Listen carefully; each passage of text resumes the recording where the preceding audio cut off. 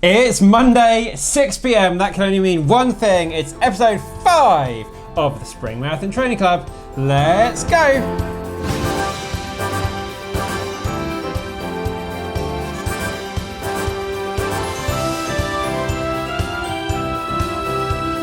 Hi everybody, welcome back to the Spring Marathon Training Club. It's great to have you back again this week. Tune in because this week we're talking about a bit of an annoying subject of injuries that happen to us all, but we've got lots of little solutions to try and keep those injuries at bay and how to get you back running once injury strikes. But so stay tuned, that's all coming out shortly. But firstly, how is your training going at the moment? As always, let us know down in the comments, how has your week been? We had loads of races over the weekend, lots of half marathons and Seville Marathon as well. The first spring marathon has already been. So did you race?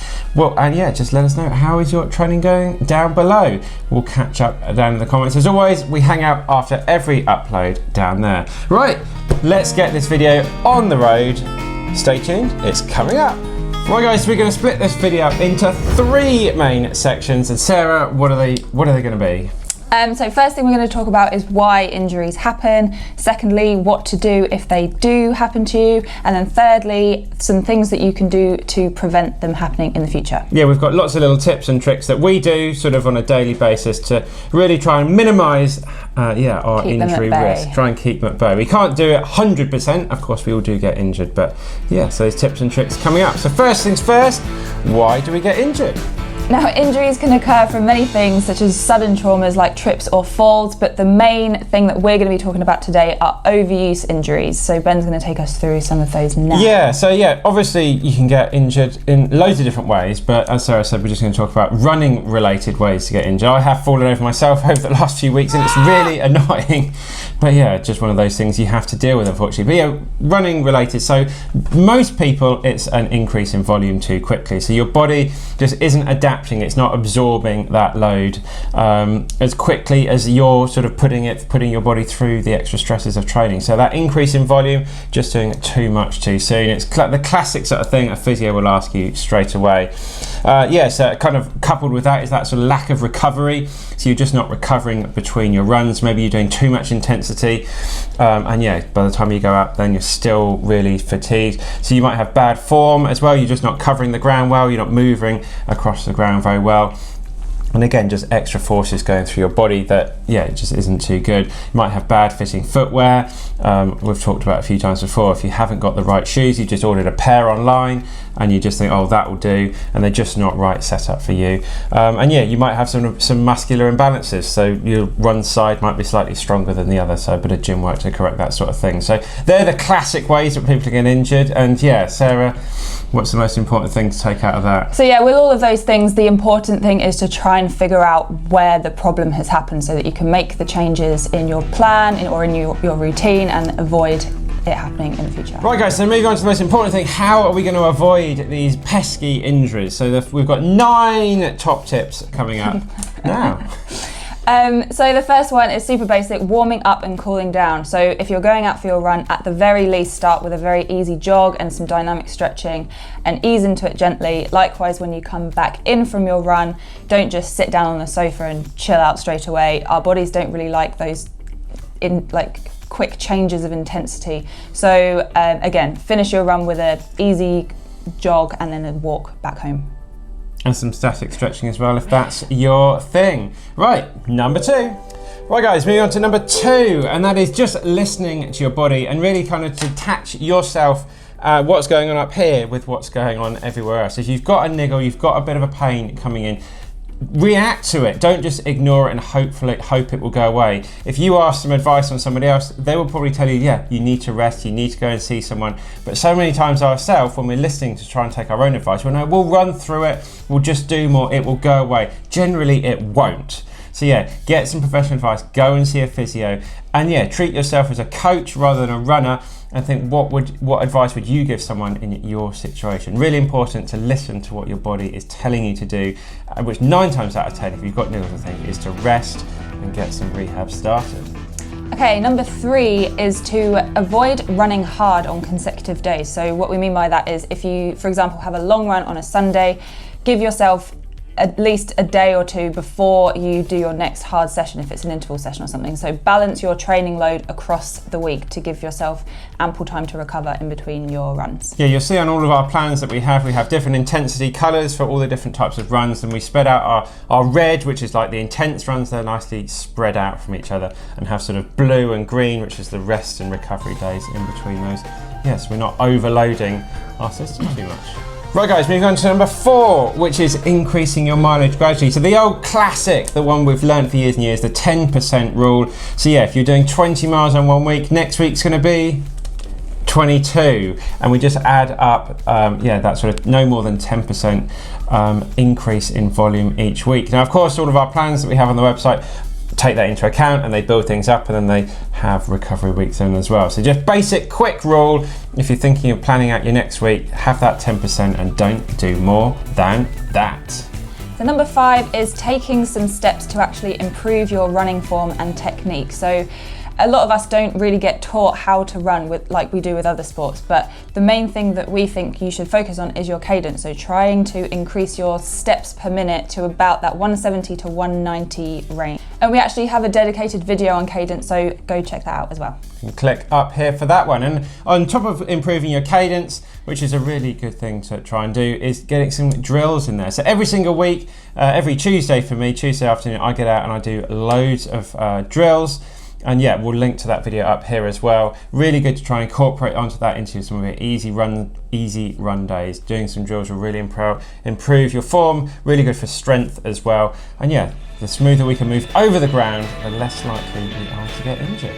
Number 6 is recovery week. So Ben touched on it a little bit earlier, but what we mean by a recovery week is having that either 3rd or 4th or 5th week where it's kind of, you drop your mileage or your intensity down. So it just gives your body a chance to recover and absorb all the training that you've been doing from the previous 3 to 4 weeks. weeks. We can't just sort of build up, just do more and more and more and more and more. Our bodies will eventually just break down and it will just fall apart. So you need to build up, drop it right down again. And as I say, that's in all of the plans that we've got to have that recovery week. It just, lower intensity, lower volume, and yeah, some people would say just do easy recovery runs all week. Right, number 7 is very, very quick, easy mileage. Now, we bang on about this all the time.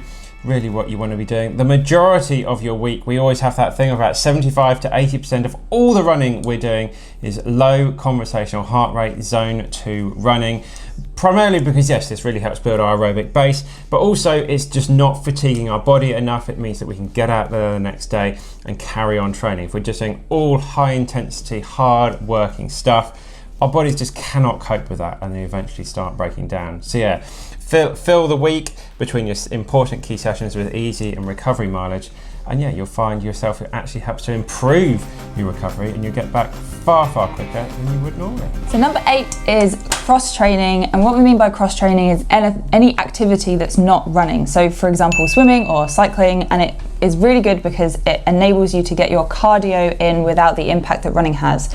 The other thing is that it can allow you to strengthen any imbalances in the body. For example, if you're going to the gym, you can strengthen out any weaknesses that the body has.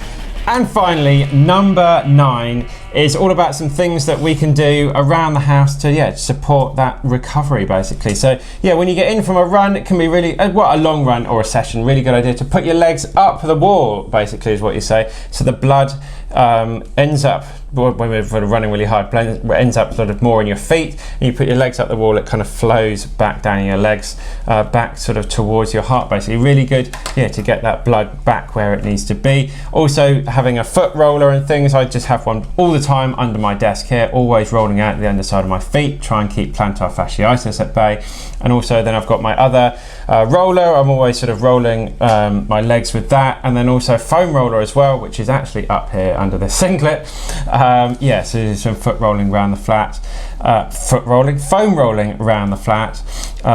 Sort of good idea to just try and do these things little and often every now and then. And then if you can afford it, you've got the budget, trying to get a massage every 2 or 3 weeks from an actual human being as well, really help flush out the lactic acid and things that's built up in the legs, and just helps our body stay that much fresher for longer. So So you found yourself with an injury, but you've been sensible, you've been to see the physio, and they've told you that you're out of running for a little while. What do we do now? So I think the most important thing, a bit of advice that we took from one of our people that we love to follow, Mario Frioli, says focus on what you can do and not what you can't do, because so many people think, oh my God, I can't run, my world is falling apart. And that is a perfectly natural thing to do, but there's lots of things you still can do. You can probably, depending on what injury it is, you can probably still get to the gym to do some cross training, get out on the bike, maybe do a bit of swimming or aqua jogging and things like that. It's really important, yeah, as I say, to focus on what you can do and not the fact that you might not be running for a few weeks. There's some strength work.